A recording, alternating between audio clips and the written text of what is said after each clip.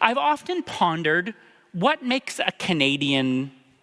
What makes us different? Why are we so polite? And here at Canadian Memorial, we are so Canadian that's in our title twice. We are Canadian Memorial of the United Church of Canada. And I have this theory that Canadianness comes from the weather we experience, like we did last week. As Canadians, we need each other more than other places. We need a hand to push our car out of the snowbank.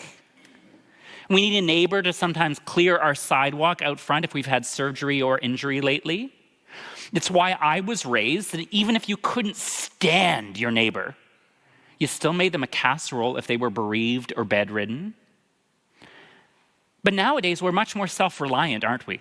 We can call BCAA if we're stuck in a snowbank, or we can go to a 24-hour grocery store. There's no need to knock on your neighbor's door and say, "Lend me some sugar, I am your neighbor." We can have Uber Eats deliver anything we want. Even Dollarama now delivers on Uber Eats. But still, that notion of community and connection and codependence is in our DNA as Canadians. Because when settlers from Europe arrived, they could not survive their first winter here without the help of neighbor or stranger. You arrived in the spring, you had a few months to clear the land, plant a garden, and build a shelter for winter. You needed a community to help you survive. Kindness and generosity and community are the very foundations of our country. But it goes back further than that, because the indigenous peoples of these lands who welcomed the first newcomers provided that kindness and generosity to their new neighbors. It wasn't just some grand gesture, but just sort of what you did.